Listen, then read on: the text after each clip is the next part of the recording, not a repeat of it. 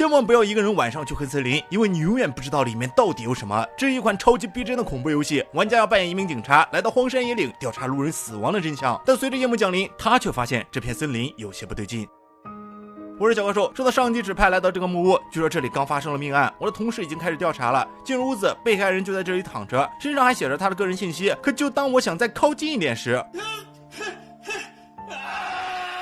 哥们儿，这是诈尸了！当我再次睁开眼，整个木屋变成了这样，到处都是塑料袋。难道我回到了第一现场？抬头望向大门，我的同事不见了，汽车也消失了，仿佛他们从来没有来过，这让我有些害怕。来到外面，这里放着5个假人，可当他们看到我后，却集体立正了。这时我注意到5个假人脸上都有照片，正是失踪的路人。可是荒山野岭到哪去找呢？面前是一片森林，也许他们就在里面。这时我看了看表，现在是下午6点，我还有时间。可当我进入森林后，却发现这里充满了诡异。沿着道路向前，这里有一座废弃教堂，门口躺着一个男人。正是5个失踪者中的一个。记录下信息，我走进教堂，这里早已荒废，但散落的墓碑却让我感到不安。随着时间来到7点，整个森林陷入黑暗，压抑和恐惧让我头皮发麻。我躲进一个小房间，想熬到白天。突然一个小手出现，而且在小手旁边还站着另一个怪物，真是太邪门了。随着时间流逝，外面的怪物竟然越聚越多，我得想办法逃出这里。回到教堂，进入大厅，这里挂着许多腊肠，看上去异常恐怖。由于没什么线索，我只好再一次回到森林。这回又遇到了不少怪物，比如长着蜘蛛腿的女妖，还有头上长着电线杆的巨人。他们虽然不会对我造成伤害，但却让我时刻处在惊慌状态。而且在左下角还有麦克风，假如我被吓到尖叫，那么游戏就会立即失败。为了找到失踪的人，我直接把自己变成了哑巴，不管看到什么都不作声，哪怕他用左轮抵住我的脑袋。又走了一段时间，我来到了一个木屋前，一个女孩倚靠在墙边，看来她也是失踪者。记录完信息，我走进木屋，这时我发现它跟发生命案的屋子一模一样，而且里面摆满了电视机，这实在是太诡异了。我急忙离开了这里，又不知道走了多远，我发现前面有亮光，走近一看，原来这里是一个游乐场，远处的摩天轮还在转动。我小心翼翼地走了过去，途中还遇到了会飞的怪物。来到摩天轮前，一个果男跑了出来，然后当着我的面飞走了，真是有点抽象。离开游乐园，我又回到了森林。这时我发现蜘蛛女妖还在追我，她好像对我很感兴趣。在逃脱她的追捕后，一个畸形种又出现了，她的4肢就像长颈鹿，我不敢久留，急忙逃走。可在路上遇到的怪物也不少，他们经常突脸，让人防不胜防，就连我的手电都被摔坏了。幸好经过30分钟的考验，我早已习惯了一切。对了，主线任务还不能忘，还差几个人没找到呢。继续往前走啊，我遇到了一大群蜘蛛，他们的个头很大。接着我发现了第3名失踪者，他在便利店里。然后搞笑的一幕出现了，就在我调设置的时候，一个怪物突然刷到我脸上，实在是太